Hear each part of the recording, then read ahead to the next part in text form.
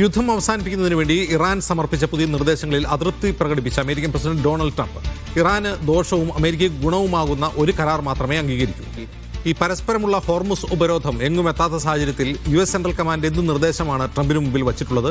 ഒരു ദീർഘകാല യുദ്ധത്തിലേക്കാണോ അമേരിക്കയുടെ നീക്കം?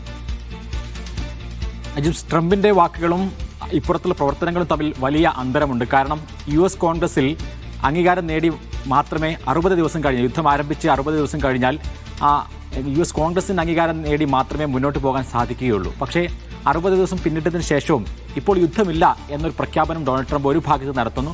മറുഭാഗത്ത് ഇറാൻ ചില നിർദ്ദേശങ്ങൾ അമേരിക്കയുടെ മുമ്പിൽ വെച്ചിട്ടുണ്ട്. ആ നിർദ്ദേശങ്ങൾ ഒരിക്കലും അംഗീകരിക്കാൻ സാധിക്കില്ല എന്നാണ് ഡൊണാൾഡ് ട്രംപ് പറയുന്നത്. അതുകൊണ്ട് തന്നെ എങ്ങനെയാണോ കഴിഞ്ഞ 2 ആഴ്ചയിൽ മുന്നോട്ട് പോയത് അതേപോലെ തന്നെ കാര്യങ്ങൾ മുന്നോട്ട് പോകാനാണ് അമേരിക്ക ഉദ്ദേശിക്കുന്നത്.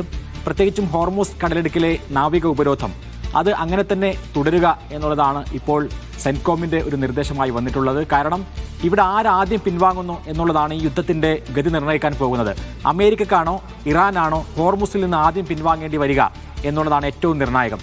ഇപ്പോൾ ഏതായിരുന്നാലും ഇറാനെ സംബന്ധിച്ചിടത്തോളം അവർക്ക് ദീർഘകാലത്തെ ഉപരോധത്തിൻ്റെയും അതേപോലെ തന്നെ ഒരു പ്രതിരോധ സാമ്പത്തികാവസ്ഥയുടെയും ഒരു പശ്ചാത്തലമുണ്ട്. അത് വെച്ച് അവർ ദീർഘകാലം ഹോർമൂസിലെ ഈ പ്രതിസന്ധി മറികടക്കാൻ സാധിക്കും എന്നാണ് നമുക്ക് മനസ്സിലാക്കാൻ സാധിക്കുന്നത്. പക്ഷേ അമേരിക്കയെ സംബന്ധിച്ചിടത്തോളം അവിടെ മിഡ് ടേം ഇലക്ഷൻ വരാനിരിക്കുകയാണ്.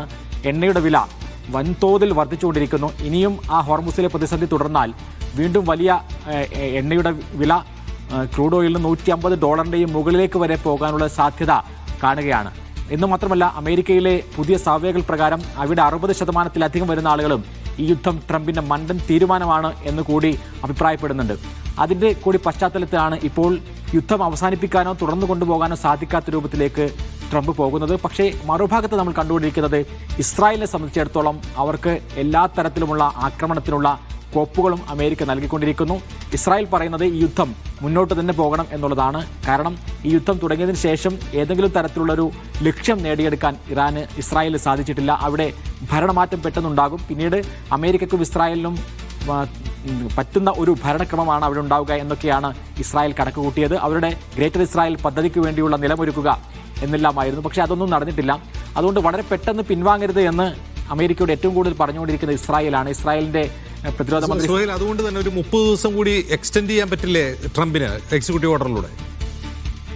തീർച്ചയായും ട്രംപിന്റെ വാദം ഇപ്പോൾ നിലവിലുള്ള വാദം എന്ന് പറയുന്നത് 2 തരത്തിലാണ്. പീറ്റ് ഹെക്സത്ത് ഇന്നലെ വിശദീകരിച്ചു, US കോൺഗ്രസിൽ തന്നെ വിശദീകരിച്ചു. ഇപ്പോൾ വെടിനിർത്തൽ നടന്നുകൊണ്ടിരിക്കുകയാണ്. ഈ വെടിനിർത്തൽ ഈ യുദ്ധത്തിന്റെ കാലമായി കൂട്ടാൻ പാടില്ല. 60 ദിവസം എന്ന സമയപരിധി ഉണ്ടെങ്കിൽ പോലും ഈ വെടിനിർത്തലിന്റെ കാലം അതിൽ പെടില്ല.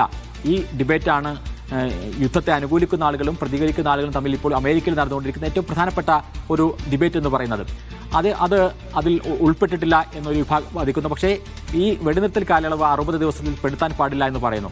ഇനി അത് അംഗീകരിച്ചില്ല എങ്കിൽ പോലും ഞങ്ങളിപ്പോൾ യുദ്ധത്തിലല്ല, ഒരു ആക്രമണവും നടത്തുന്നില്ല എന്ന് കഴിഞ്ഞ ദിവസം ഡൊണാൾഡ് ട്രംപ് പറയുന്നു.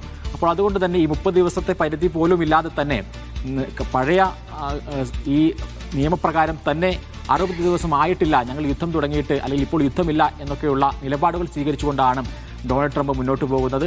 പക്ഷേ ഏതായിരുന്നാലും ലോകത്ത് എല്ലായിടങ്ങളിൽ നിന്നും വലിയ സമ്മർദ്ദം ഡൊണാൾഡ് ട്രംപിൻ്റെ മുകളിലുണ്ട്. ഇപ്പോൾ ഇന്ത്യയിൽ നമ്മളിപ്പോൾ കണ്ടുകൊണ്ടിരിക്കുന്ന ഗ്യാസിൻ്റെയും അതേപോലെ തന്നെ ഈ പെട്രോളിൻ്റെയും ഒക്കെ വില വർദ്ധിക്കാൻ പോകുന്നു എന്ന ആശങ്ക പോലെ തന്നെ യൂറോപ്പിലായിരുന്നാലും അമേരിക്കൻ രാജ്യങ്ങളിലായിരുന്നാലും ലോകത്തെല്ലായിടത്തും ഈ ഒരു സാമ്പത്തിക പ്രതിസന്ധിയുണ്ട്. ആ സാമ്പത്തിക പ്രതിസന്ധി ഡൊണാൾഡ് ട്രംപിന് മുമ്പിൽ വലിയ സമ്മർദ്ദമായി വരുന്നുണ്ട്. പക്ഷേ ആ സമ്മർദ്ദത്തെ മറികടക്കാൻ ഡൊണാൾഡ് ട്രംപ് പറയുന്നത് ഹോർമൂസിലെ പ്രതിസന്ധി പരിഹരിക്കാൻ ഹോർമൂസിലൂടെ തന്നെ മറുപടി നൽകണം. അവിടെ നാവിക ഉപരോധം നടത്തി ഇറാനെ മുട്ടുകുത്തിച്ചാൽ മാത്രമേ ആ പ്രശ്നം പരിഹരിക്കാൻ സാധിക്കൂ എന്ന സിദ്ധാന്തമാണ് ഡൊണാൾഡ് ട്രംപിനെ അനുകൂലിക്കുന്ന ആളുകൾ മുന്നോട്ട് വയ്ക്കുന്നത്. ഏതായിരുന്നാലും ഇറാനെ സംബന്ധിച്ചിടത്തോളം ഇത് വലിയ തിരിച്ചടിയാണ്. കാരണം എണ്ണ വില അവർക്ക് ഇനി എണ്ണ എക്സ്പോർട്ട് ചെയ്യാൻ പറ്റാത്ത രൂപത്തിലേക്കുള്ള വലിയ പ്രതിസന്ധി ഉണ്ടാകുന്നു. കാർഗദ്വീപിൽ അവിടെയുള്ള എണ്ണ സംഭരണ ശേഷിയുടെയും എത്രയോ മുകളിലേക്ക് കാര്യങ്ങൾ പോവുകയാണ്. അവിടെ നിന്ന് ചരക്ക് നീക്കം ചെയ്യാൻ പറ്റാതെ വരുന്നു.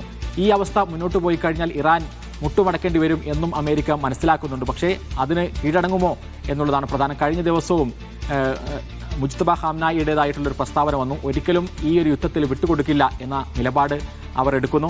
IRGCയുടെ ഒരു പ്രസ്താവനയും 24 മണിക്കൂറിൻ്റെ വന്നിട്ടുണ്ട്. IRGC പറയുന്നത് ഒരു ചെറിയ ആക്രമണം പോലും ഹോർമൂസിലെ നാവിക ഉപരോധം മുതൽ ഇനി ചെറിയൊരു ആക്രമണം നടന്നാൽ പോലും അത് വൻ ആക്രമണമായി തന്നെ കണക്ക് കൂട്ടുകയും അമേരിക്കക്കെതിരെ വലിയ പ്രതിരോധം തീർക്കുമെന്ന് പറയുന്നു. എങ്ങനെയാണോ ഗൾഫ് രാജ്യങ്ങളിലുള്ള US ബേസുകൾ ഞങ്ങൾ ഇല്ലാതെയാക്കിയത്, അവിടെ തകർത്തത്, അതേപോലെ തന്നെ US-ന് കപ്പലുകളെയും പടക്കപ്പലുകളെയും ഞങ്ങൾക്ക് ഇല്ലാതെയാക്കാൻ കഴിയുമെന്ന് IRGC പറയുന്നു. അപ്പോൾ യുദ്ധം അവസാനിക്കുന്ന ഒരു മട്ട് നമ്മൾ ഒരിക്കലും കാണുന്നില്ല. എല്ലായിടത്തും വലിയൊരു സാമ്പത്തിക പ്രതിസന്ധിയിലേക്ക് തന്നെ ലോകം എടുത്തെറിയപ്പെടുന്ന ഒരു സാഹചര്യം അതാണോ വരുന്നത് എന്ന ആശങ്ക കൂടി ഇപ്പോൾ ശക്തമാണ്. ശരി, BK സുഹൈലാണ് വിവരങ്ങൾ നൽകിയത്. യുദ്ധം ഇനിയും തുടർന്നേക്കാമെന്ന സൂചനയാണ് അമേരിക്കൻ പ്രസിഡന്റ് പ്രതികരണത്തിൽ നിന്ന് വ്യക്തമാവുന്നത്.